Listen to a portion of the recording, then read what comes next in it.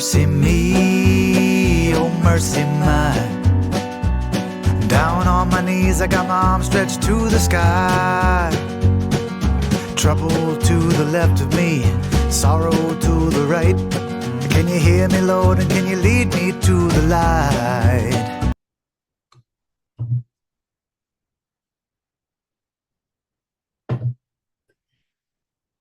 Muy bien, hermanos. Espero que estén muy bien. Vamos a continuar con nuestra clase de eclesiología. Permítanme. Una clase que ya justificamos, una clase de la que ya hablamos un poco, dijimos que tiene mucha amplitud, mucha profundidad, que el conocimiento de este saber teológico nos puede contribuir en mucho con respecto a lo teológico y a lo doctrinal. Hablamos también algunas razones de por qué debo de estar interesado en esta materia de la teología. Dijimos también que está muy descuidada y que en muchas ocasiones, cuando hablamos de eclesiología, pensamos en algo no tan relevante como algunas otras disciplinas teológicas. Eh, Pudiéramos pensar en la soteriología, pudiéramos pensar en la jamartología, pudiéramos pensar en algunas de las disciplinas varias que existen, entre ellas, por ejemplo, la escatología, que incluso podemos llegarla a pensar hasta con morbo, ¿no? El creyente es muy dado a eso y verlas como más atractivas. Sin embargo, repito que en la eclesiología vamos a encontrar muchísima riqueza para nuestra vida. La eclesiología, ya dijimos, tiene que ver 100% con la doctrina o el estudio de la iglesia. Y hoy toca ver un poco acerca del origen de la iglesia, pero antes de eso es preciso que nosotros hagamos una definición del concepto. El concepto es conocido por todos porque la traducción del griego al español suena casi idéntica en ambos idiomas, pero la primera vez que se hace referencia al cuerpo de creyentes con la palabra iglesia es en Mateo 16-18, después de la declaración de Pedro acerca de quién es Jesús, tan importante. Jesús hace un elogio y dice, esto no te lo reveló ni carne ni sangre, sino mi Padre que está en los cielos. Y después de eso dice, y sobre esa declaración, sobre esa afirmación, yo edificaré mi iglesia.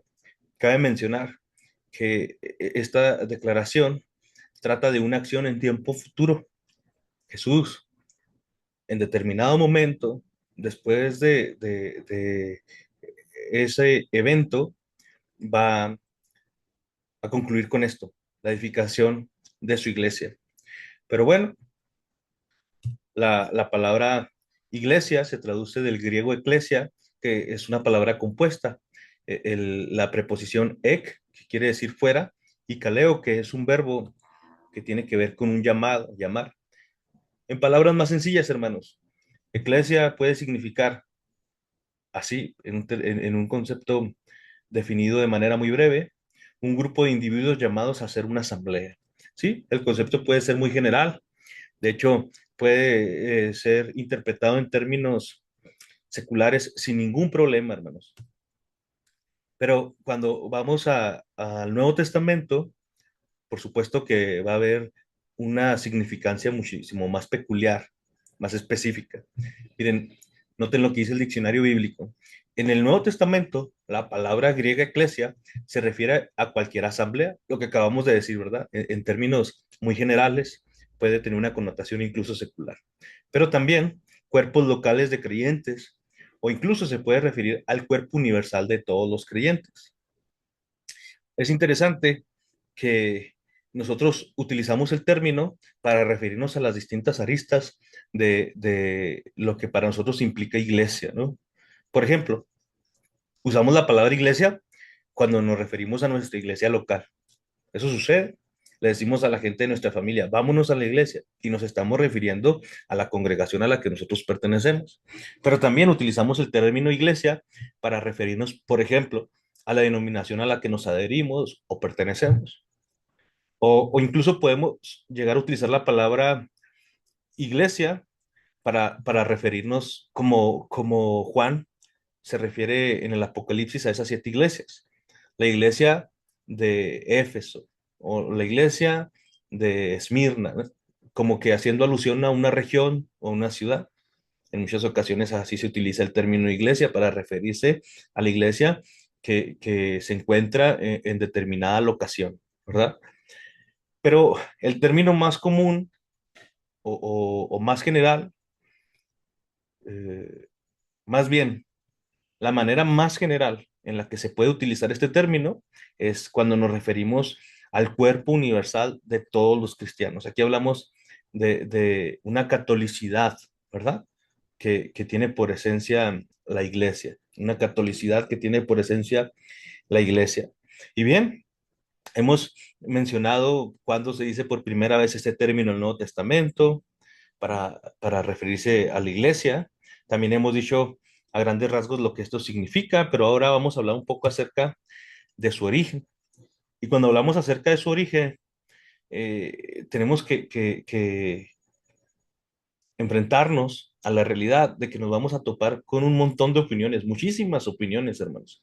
Es decir, no hay un consenso con respecto al origen o cuándo comenzó la iglesia, ¿no? Dice Dussing, el momento preciso en que comenzó la iglesia del Nuevo Testamento ha sido objeto de algunos debates en círculos teológicos y yo escribía algo para complementar eso. Decía, en el quehacer teológico de esta materia han surgido diversos enfoques con respecto al comienzo, inicio u origen de la iglesia. Algunos han sugerido, y luego les hago esta tablita, que la iglesia se originó desde el principio, ¿no? Porque solo se ocupó un grupo de creyentes que se congreguen para adorar a Dios. Estos bien pudieran ser las primeras familias, Adán y Eva, con su hijo Abel, o Enoc, ¿no? El hombre que caminó con Dios. Pudiera ser también la familia de Noé, que intentaba estar en buenos términos con Dios. Pero esa solamente es una posición. Hay otros que se remontan a un principio todavía más ulterior, más remoto, más lejano, que es el principio en el que Dios tenía en su mente la formación de este cuerpo llamado iglesia, ¿no? Por ejemplo, tenemos para hacer justicia a esta postura, el texto que está en Efesios, en capítulo 1 versículo 3 que dice, bendito sea el Dios y Padre de nuestro Señor Jesucristo, que nos bendijo con toda bendición espiritual en los lugares celestiales en Cristo, según nos escogió en Él antes de la fundación del mundo, para que fuésemos santos y sin mancha delante de Él, en amor, habiéndonos predestinado para ser adoptados hijos suyos por medio de Jesucristo, según el puro afecto de su voluntad, ¿no? Pero también hay otras posiciones que refieren a los patriarcas, en donde encontramos a Abraham, Isaac y Jacob, porque se hizo un pacto con ellos. Para ser más específicos, pudiéramos analizar, no lo vamos a leer, pero pudiéramos analizar Génesis 15, ¿no? Es un capítulo en el que se habla en términos muy peculiares acerca del pacto de Dios con los patriarcas, en este caso con Abraham. Pero luego tenemos que eh, remontarnos al Nuevo Testamento porque la realidad de las cosas es que es en el Nuevo Testamento en donde hay más consenso, ¿no? Si bien he dicho que no hay un consenso, pero la mayoría se adhieren a que en el Nuevo Testamento es donde surge la iglesia, donde se origina la iglesia. Y quiero que nosotros veamos también esta tabla. Algunos tienen la idea de que la iglesia se origina en el momento en que Jesús llama a sus discípulos, ¿verdad? Otros consideran que un punto muy fuerte es el momento en el que Jesucristo termina su sacrificio expiatorio en la cruz. Pero algunos dicen, no, es hasta que todo se tiene que terminar, es cuando se consuma este sacrificio en la resurrección. E incluso está la idea de que hasta que Jesús asciende, los creyentes fueron realmente discípulos, ¿no? Pero luego está esta idea que es la más sólida, a la que más personas se adhieren y de hecho, para fines de esta materia, por el texto base que estamos utilizando, tenemos que decir que este es el origen, al menos por la evidencia. Escuchen lo que acabo de decir, al menos por la evidencia de ser iglesia eh, eh, en el que se origina la iglesia. El evento que conocemos nosotros, que está ahí marcado en Hechos 2, que es el evento de Pentecostés, hermanos. Pero vamos a analizar algunas razones para que nosotros tengamos la confianza de adherirnos a esta posición, porque yo no quiero decir que las demás posiciones están mal, lo que quiero decir es que esta tiene mucha fuerza y que la mayoría se adhieren a ellos. Bastantes eruditos, maestros, teólogos exégetas se adhieren a esta postura de que la iglesia tiene su origen en el evento de Pentecostés. Bueno, primero, quiero que analicemos lo que dice Dussing. Por su naturaleza misma como cuerpo de Cristo, la iglesia es íntegramente dependiente de la obra terminada por Cristo en la tierra, su muerte, resurrección y ascensión. Y, o para que sea más entendible, pero también de la venida del Espíritu Santo. ¿Sí? También Dussing hace una paráfrasis de lo que dice Erickson, ¿no? Dice, Lucas nunca usa el vocablo eclesia en su evangelio, pero lo utiliza 24 veces en el libro de los Hechos. Esto sugeriría que Lucas no pensaba que la iglesia estuviese presente hasta el periodo que abarca el libro de los Hechos. Luego, después yo escribía otra razón para que nosotros busquemos adherirnos a esta postura, es que después del derramamiento del Espíritu Santo, fue entonces que la iglesia comenzó a proclamar poderosamente el mensaje del evangelio. Por dos cosas específicas. Primero, porque esa era la ordenanza de Jesús, que no se movieran de ese lugar hasta que fueran llenos del Espíritu.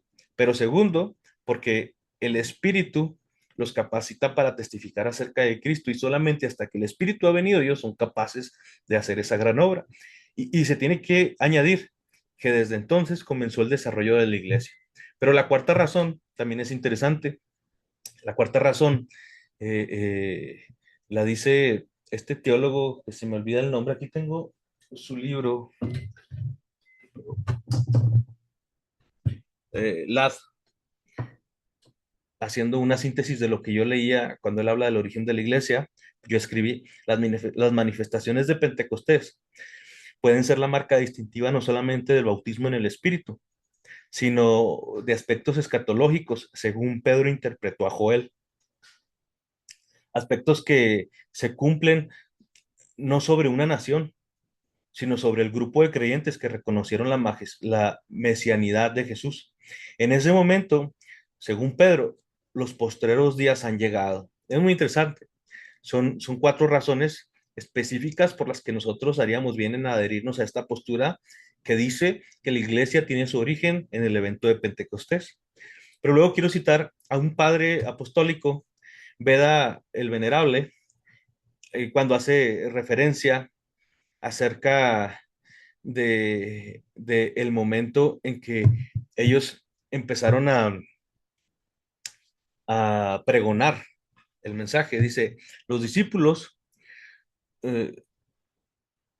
no solo llegaron con un vino nuevo en aquellas bodas de la iglesia, sino que estaban llenos de mosto, pero el mosto de una gracia espiritual.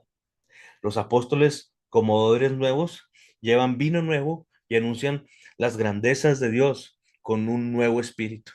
Pero también dice Beda, el Venerable, acerca del versículo 41, en donde dice que se incluyeron, que hubo adherentes a esa iglesia. Dice, 50 días después de aquella Pascua en que fue dada la ley de Moisés, mandó que se entregaran las primicias de la cosecha. Ahora, después de la venida del Espíritu Santo, le son consagradas también a Dios, no ya un manojo de espigas, sino las primicias de las almas. Noten el énfasis en nuevo y primicias. Estas dos palabras de este padre apostólico. Noten el énfasis, nuevo y primicias. Esto lo dejo para su reflexión, pero también espero que les sea de edificación.